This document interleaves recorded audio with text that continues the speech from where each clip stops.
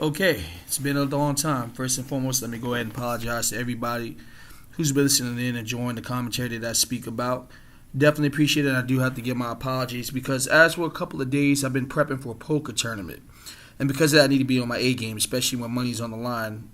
I have to be on my A game, so I've really been focusing on that. But I've still been keeping up with the news with everything that's going on pertaining to how things affect us as a people and the other news as well. So I have not forgotten, and we're going to still keep rocking. Nothing has changed whatsoever. Well, this story comes in recently with good old President number 45, deadly bullet and deadly gun for that matter, Mr. Donald Trump. Pretty much now what has now occurred is he put out a series of tweets today stating that he wants to ban the transgender community from participating in active military service. I'll go ahead and read the tweets for you right now. The tweets goes as follows. After consultation with my generals and military experts, please be advised that the United States government would not accept or allow transgender individuals to serve in any capacity in the U.S. military. Our military must be focused on decisive and overwhelming victory and cannot be burdened with the tremendous medical costs and disruption that transgender in the military would entail. Thank you. Now, to me, this is actually hilarious to me in a nutshell. Not because someone wants to choose to live an alternative lifestyle, but because of the fact that the same alternative lifestyle, and some of them, mind you, that was transgender, and it was gay and transgender, actually voted for Trump in office. In fact, I saw pictures online where there was gays for Trumps. And there, I remember a few months during the campaign, I remember Donald Trump was actually thanking the LGBT community for helping him out. But, they pretty much got the wake-up call. And this is what is hilarious to me. First, everybody in the East Indians got their wake-up call. And now these guys. And to me, it's just laughable. Or once I want to feel sorry for them, I can't.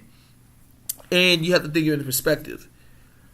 Despite that someone might live an alternative lifestyle, there's gay people who are out there who are actually racist, which is an oxymoron in itself. But yes, there are. Perfect example, we got Milo Yiannopoulos, whatever his name is. I call him Milo Sakakakis. That's what I personally call the guy.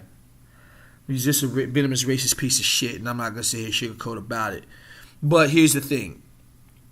It's mighty funny to me that they want to be, they'll support white supremacy, but yet white supremacy doesn't really support you guys because they don't consider you to be part of the agenda. Like, oh, yeah, you're okay, you'll help us out.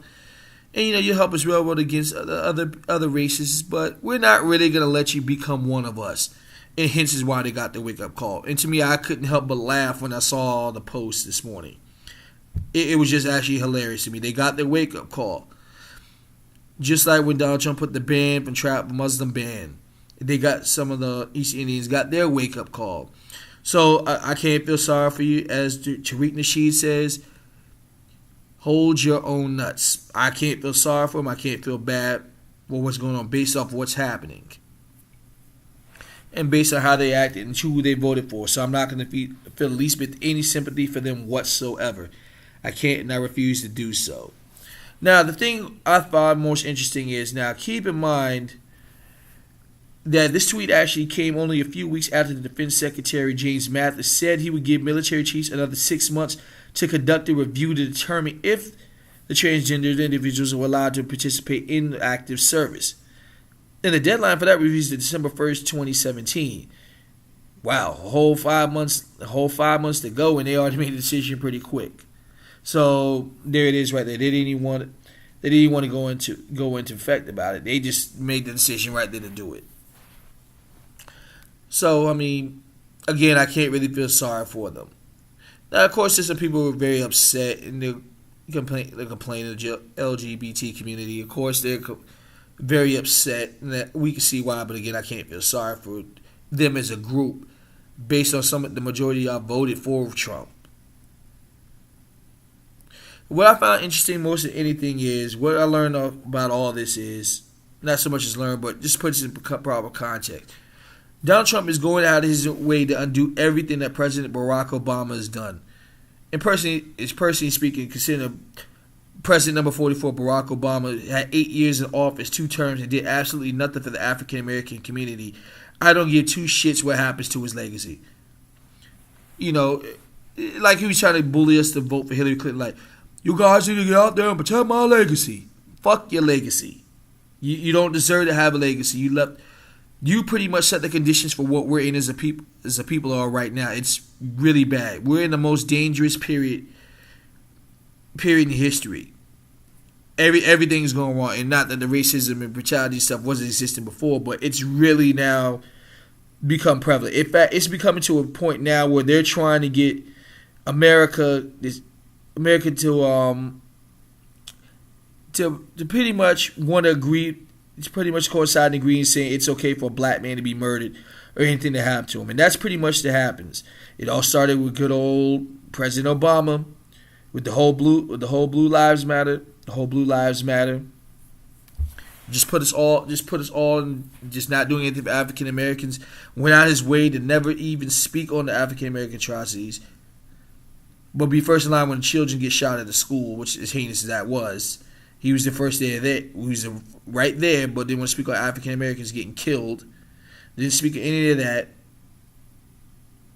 Just didn't do anything for the black community. So as far as his legacy is concerned, I could give two fucks less about his legacy. And I voted from the first term back in 2008. So I definitely have a right to speak my mind there about it. And that's just how I personally feel. I'm not going to change my opinion on it. But like I said, like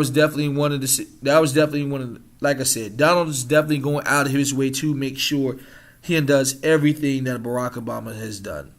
And I've won. As much as I dislike 45, don't like him, anything of that matter, just knowing the fact that he's undoing everything that President Barack Obama did, knowing that he did nothing for the African American community, hey, he deserves it and has it coming. That's how I personally much feel about it. But you guys go ahead and weigh in on this topic, and I'll catch you on the next one.